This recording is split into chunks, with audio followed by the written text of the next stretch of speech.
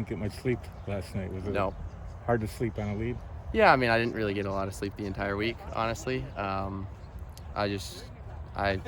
kind of had like the expectation for myself for the week, and so night before the final round, knowing I had an afternoon, or the first round, I mean, knowing I had an afternoon tee time, I think I was up at like 4 o'clock, just trying to figure out what to do. I ended up sleeping a couple hours on the couch in the basement, and so that kind of became the routine for the week. And for the third and fourth rounds those mornings, I got a few extra winks on the couch.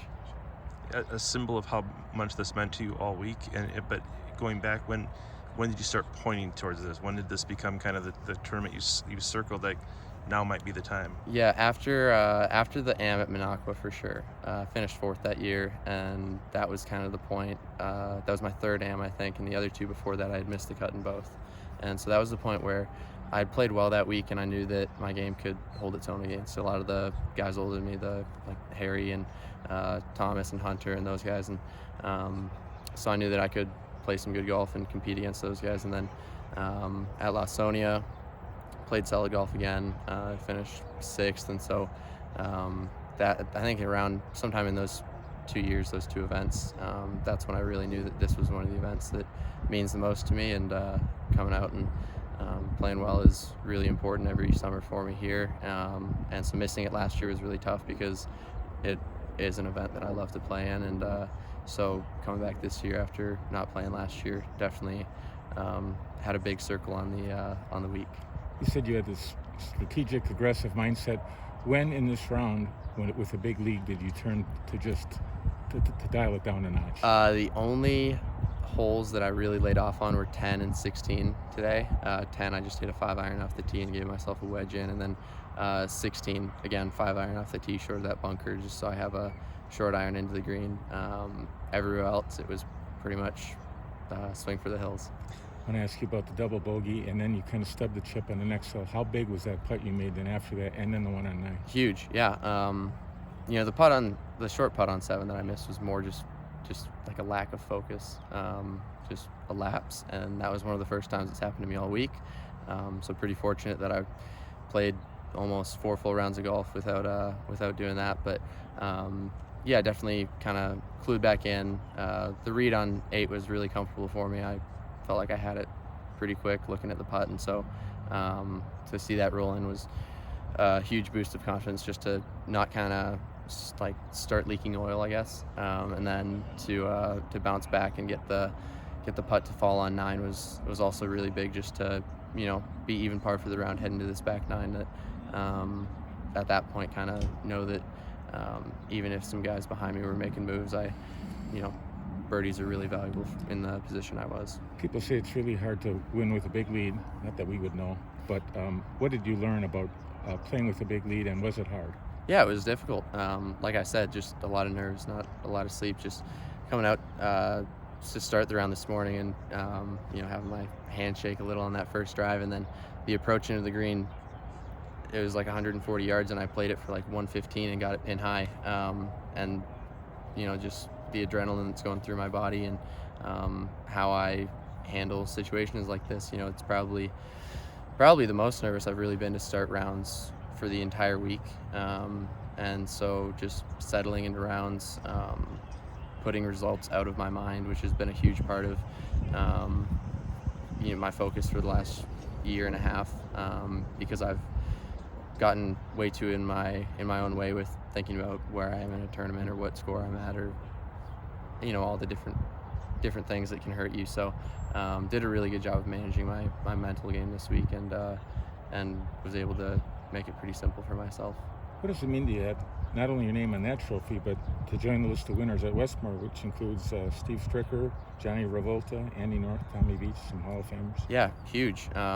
This is a course, like Bill said, it's going to separate the players, and if you look at the top of the leaderboard, it's a lot of the really, really talented players in this state. And I had a great time competing with Cam for 4 days, playing around groups with Hunter and Jack Schultz and Adam, and both Adams, Adam Miller and Adam Garski.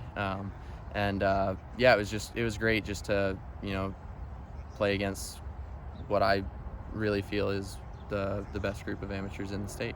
And a similar list that's won both the AM and the junior. And in order to do that, it means you have to want to play in both. And not everybody sometimes does in their state's junior, but it certainly must have been somewhat of a springboard for you. Yeah, no, when I won the state junior a few years back, it was really big for me. Just that was kind of outside of high school golf. That was my first real big win, and it kind of helped me just have some confidence that I was moving in the right steps and could start making the progress I needed to get to like the bigger scenes in national events, and to join the small list of few guys who've won both is really special to me. And you look at the list of like the last 5 or 6 state amateur champions, and it's all guys in the prime of their college, coming out of high school, that kind of thing. Is this kind of a golden era for golf in Wisconsin, in your opinion, because of who you're seeing around you? Yeah, those high school classes from like 2015 to 2018 were just full of really, really good players, and looking up to those guys when I first moved here a few years ago was pretty special for me, just to kind of get to know them a bit, play with them, have them beat me by a lot, and then learn from that, and watch them have the success a few years back in these events with Harry, Tom, and Hunter winning the previous few, and so those are 3 guys that I've gotten to know really well, and I've played a lot of golf with, and so to be kind of around the same age that all those guys were when they won their tournaments, and kind of just keep the list of college guys going is pretty special too. And the last one for me is, you're a great mental note taker. When you talked about those tournaments that you came close in that were won by some of those guys on that list, did you see how they won it, how they closed it out, anything that they did that maybe might have been in the back of your mind today? Yeah, I watched the entire playoff between Harrison and Thomas at Minocqua, and that was, as a 16-year-old, whatever I was then, that was really fun for me to watch, just 2 guys I knew, but also just learn a lot from what they were doing, how they were playing those holes, and just knowing that my game can stack up against those guys outside of a tournament, when we go somewhere and play, or there's just anything is valuable, because then when I can show up at a tournament like this and I'm paired with them, or they're in the groups around me, I know that that my game's perfectly capable of going out there and beating them. Garski's tee shot on 16, his ball hit your ball. Yep.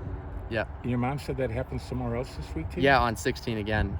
In the second round, my ball was sitting on the green, and Evan Meyer, his approach came in, and he was coming out of the rough, and it took a couple big hops, and then it landed on top of my ball, and his ball shot to the back of the green, and my ball rolled a few feet further up the green. And so I had said to Evan at the time that I can't remember the last time my ball or one of my playing partner's balls have hit each other, and then it happens twice in the span of 3 days on the same hole, so kind of funny. What would be the odds, right? Yeah. What was ruling on that? Were you clear on the ruling, or did you have to have it explained? Bill was right there with our group at the end, and so pretty much Adam's ball had come up and hit mine.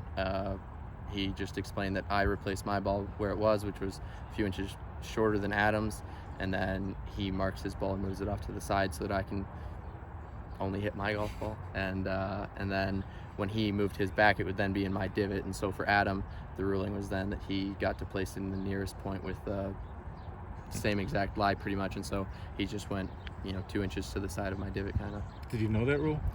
I probably would have had to Google something. It's not a situation, like I said, that I've faced for a while, so having Bill there was definitely helpful. He is the rules guru for sure. Well, now you know, bro. Yeah, for sure.